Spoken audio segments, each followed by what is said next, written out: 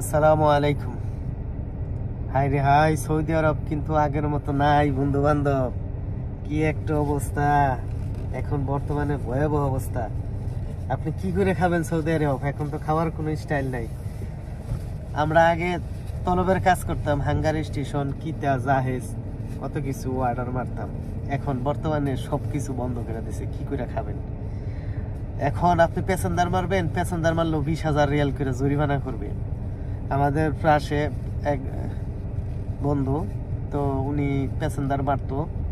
ওই আপনার পাকিস্তানিরা যারা ওই যে আপনার বাইরে কাজ করে, রঙের কাজ, রাজমিস্ত্রির কাজ করে, সকালবেলায় নিয়ে যায় আবার সন্ধ্যায় নিয়ে আসে। তার একটা কাজ ছিল।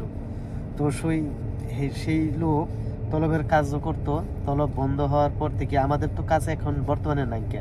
আমরা এক সপ্তাহ ধরে বর্তমানে খুবই অবস্থা খারাপ। আইডি সব বন্ধ, আগে থেকেই বন্ধ, মাঝখানে মাঝখানে চালু করছে, খুলছে, কিন্তু ইদানিং একদম বন্ধ। যাও দু একটা আইডি খোলা আছে, ওইগুলোর মধ্যে অর্ডার আসে না। আর আজকে তো পুরাটাই বন্ধ করে দিছে। এই দেখেন হাঙ্গারের আইডি একবারে বন্ধ করে দিছে। দেখেন এই যে খুলতেছে, দেখেন কি লেখা, রেস্ট্রিক্ট লেখা, দেখছেন নি? এখন আর কাজ হবে না। তো এখন বর্তমানে অবস্থা খুবই খারাপ। তো আমার এক বন্ধু না এমনি পরিচয় আর কি, তো ওনাকে সিআইডি আপনার ফলো করছে সকালবেলায় যখন নিয়ে যায় আর কি প্যাসেঞ্জার। তো ওই সময়ই তাকে ধরে 20,000 রিয়াল জরিমানা করছে এবং 60 দিনের জেল দিছে। গাড়ি 60 দিনের জন্য থানায় আছে। তো এখন বর্তমানে যে পরিস্থিতি, সৌদি আরবের অবস্থা খুবই খারাপ। তলবের কাজ ফ্রিল্যান্সার, মানে বাইরের গাড়িতে কোনো কাজ করতে পারবেন না। শুধু এখন করতে পারবেন কোম্পানির আন্ডারে। কোম্পানির আন্ডারে যারা কাজ করে তারাই 2 টাকা এখন বর্তমানে কামাইতে পারবে, তাও সীমিত।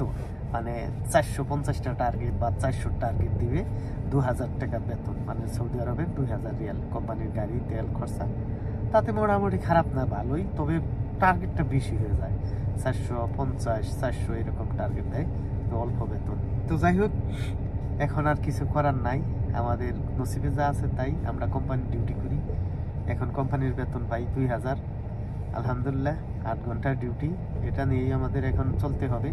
বাইরের কাজ কাম নাই, গাড়ি গুড়ি আছে টুকটাক, যদি কোনোদিন আইডি খুলে তাহলে কাজ করব।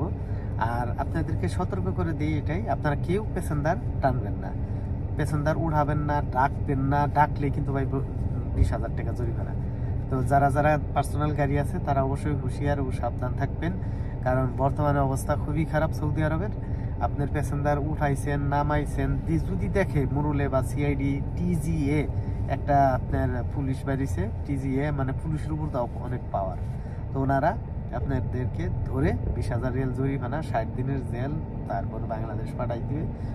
ব্যবস্থা আমাদের গ্রামের একজন আছিল বঙ্কি বাড়ি, মানে আমাদের সখীপুর, টাঙ্গাইল ডিস্ট্রিক্ট, আমাদের এলাকার কাহিনী বলতেছি। ওনাকেও একই সেম অবস্থা করে দেশে পাঠিয়ে দিছে অনেক আগে।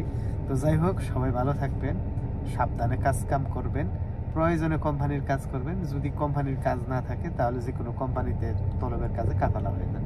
সবাই ভালো থাকবেন। আসসালামু আলাইকুম ওয়া রাহমাতুল্লাহি ওয়া বারাকাতুহু।